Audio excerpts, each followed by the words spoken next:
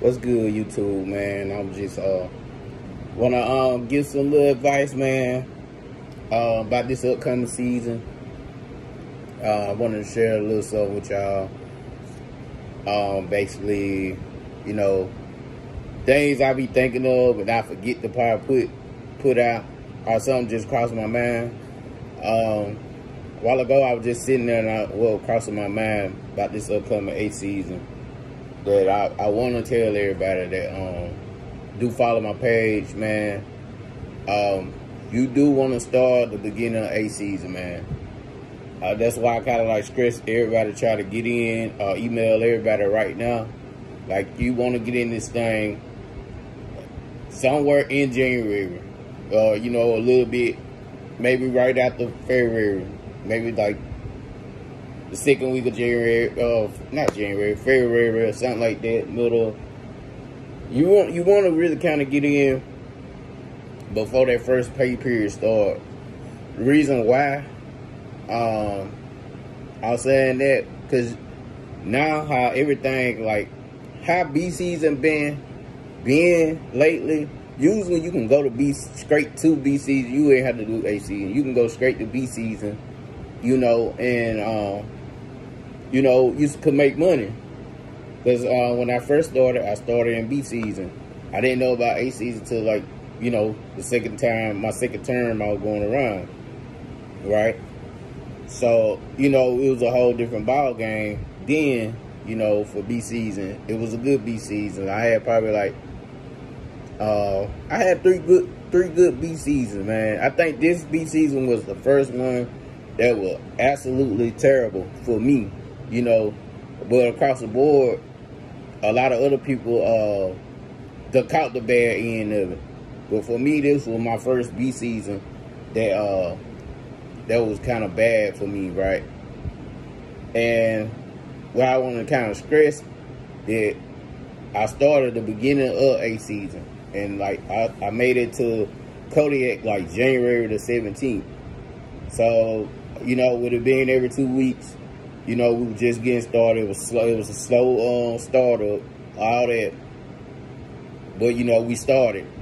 You know, like I said, my first check was like $1,500. Like, I think, yeah, it was like around 15. It was like 19 by the time they texted. It was like 1,500, right? But that was okay because that was my first check. All right. I got a miss. I'm trying to read it. So that was my first check. So that was just a good little start out for me, right? And you use it, like I'm saying now, to kind of like get ahead of the game because how unpredictable the B season is.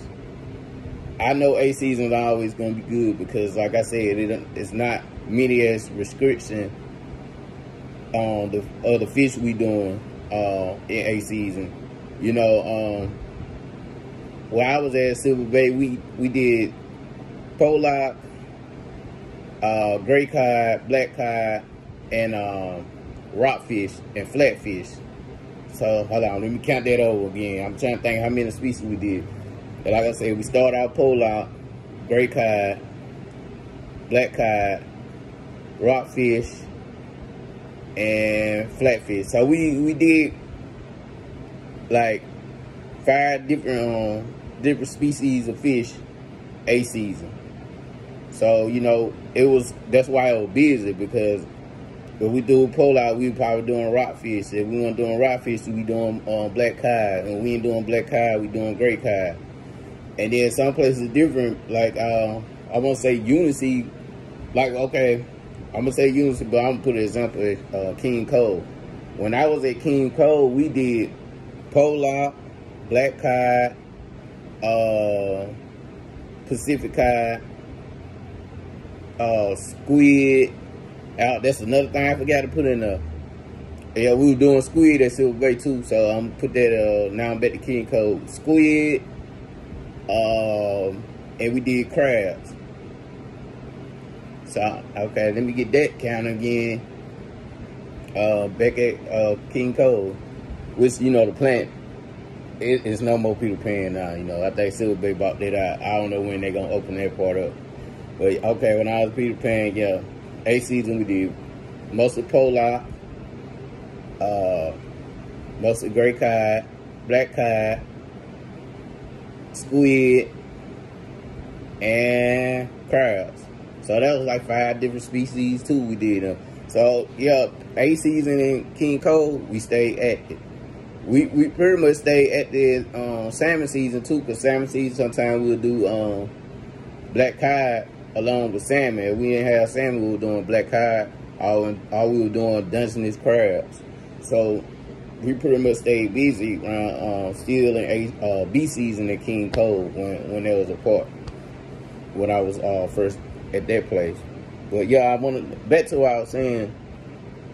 Y'all, if y'all sign these contracts, y'all really want to start at A season and then transition over to B season, just in case, because you'll be done made all your money A season, and then if you go in B season and it's going good, then yeah, you can just, you know what I'm saying, add on your money until, you know, whenever it ends. Typically, sometimes B season end in September, but after the end, you can stay till like fall some places, because like my fiance, she come home this Wednesday, so that's like November. She come home November the 19th, so it's the 15th. She's still working. The 15th, her last day is probably like the 17th of working. So she worked all the way from January to November. Only she stayed longer because she was a QA. She had a higher position, and I was just regular processing. You know, I was just trying to get in and get out. You know, and unfortunately, all us, you know, end up going home August the 10th. You know, everybody from the 48, unless you from the lower 48, unless you had a higher position, you could have stayed. But most of them kept the locals. But yeah, like I was saying, yeah, you wanna start A season now and try to transition over to B season to just try to like get ahead on your money, because A season dudes, for me, we're busy. I don't know if anybody done been out A season already. Y'all hit in the comments to kind of tell the people what you experienced for A season and probably your B season. But I feel like if you can get ahead on your get a head start on your A season and your B season going good, you Gucci.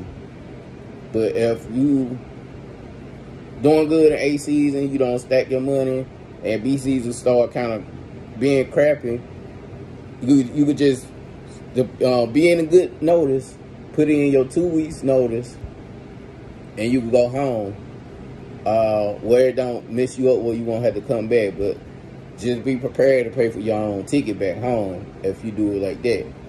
You know, you're going to have to pay your own way back home. They're not going to pay it for you.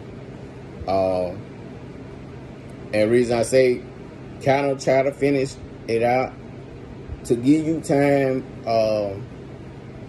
like I said, you save all your money and try to finish out to the end till they give you the layout papers. Or say you finish your season. It's season complete. It's both the same. They'll say layoff, but that means you complete it. Where you can get your unemployment in Alaska, wherever state you live. You can get it in the state you live or Alaska. I do mine in Alaska. So what they do, they give you 22 weeks unemployment. They give you 22 weeks, which I had actually more than 22 weeks. I just did my claim back over. So I got 22 more weeks now. This is my second week, so 22, 21. Okay, so this is my first week. Last week, my first week. This is my second week. So, mine just officially started over, but I had money from previous over, so that I had to start my claim back over. Like October something. I think right around after my birthday or something like that. So I had to go through another process of waiting week. But the reason I say do it like that, because they'll give you time to wherever you're going, whether you're moving or you're going home, and just say you get your money, and then you'll have time to go to a trade school, find a better job in your area without being like so much pressure and stress on you. Like, you have to have it now. You have to have it now. One, because you're gonna have your money stacked. Two, then you got, you know, your unemployment income coming in. So it's just the name of the game, just to get ahead. Get ahead to get in a position that you want to get in.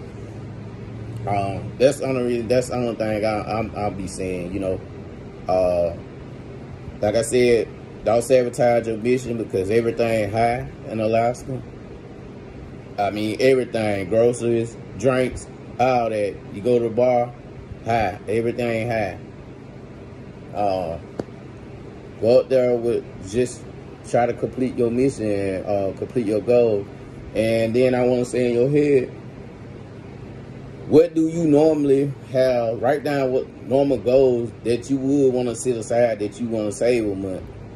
Do you want to say, especially if you got the extended contract, do you want to save $1,000 a month, $2,000 a month, $3,000 a month? You know, $3,000 a month, $4,000 a month, whatever. You know, just count the months down and pace yourself at what you're gonna save. You know, I don't know. Well, if you somewhere at home right now, you normally can save $2,000 a month at home. I wouldn't say go here. You know, a lot of people don't even have. Y'all know I stay in my finances. It's normally a lot of households in America don't have $1,000 saved up for emergency funds at home. So, you know, they don't have $1,000 saved up. Even people probably with hardly any bills, you know, or little bills, barely making it, you know, at a job, barely might have $1,000 saved up. So I wanted y'all to think realistic, and just put in the comments, man. Talk in the comments with me. I want to talk with y'all for real. Like, what's realistic for y'all to save a month at home, or what you can't save at home a month? Because there you can, because you don't have certain things to worry about, especially I said, like the young single folks. There's certain things you don't have to pay for or do there. You can easily have a check no less than $2,000, maybe $2,000, $3,000, $4,000. You know what I'm saying? And you get probably paid twice a month. You know, just depending on what hours you work. You know, I say on an average, normal basis, like how I was at Kodiak, it wasn't nothing too low and wasn't nothing too extreme. I was probably able to make save $5 to $6 grand a month. Able to do that, you know, with no other attachments. Like, I want to say, man, like how I'm at home right now, bro, like, I don't know anybody that really could give me $300 right now. Anybody could lend me $1,000 right now. I'm just saying they can't give me that. I really don't even know nobody that I can call and say, do you got $40 right now? I'm just being realistic, down to earth. This is where I'm from, where I came from, bro. So, realistic, man. Some of y'all can't get $20, $30, $40, $50 out of people. You don't know nobody that really just give you $100 without it being like you know, a strain on them. So when I was in Alaska, if anybody really, like how I just placed myself, if anybody really called me and it was a really, really emergency, somebody need like $300, $400, $500, maybe up to $1,000, just depend. I ain't going over the screen after that, but like just depending on the situation, that I was able to give somebody $300, $400, $500. Maybe sometimes it's been up to $1,000 with no problem. You know, it didn't even affect me because I was stacking. But that's why I was trying to say in the comment, man, what do you normally save at home?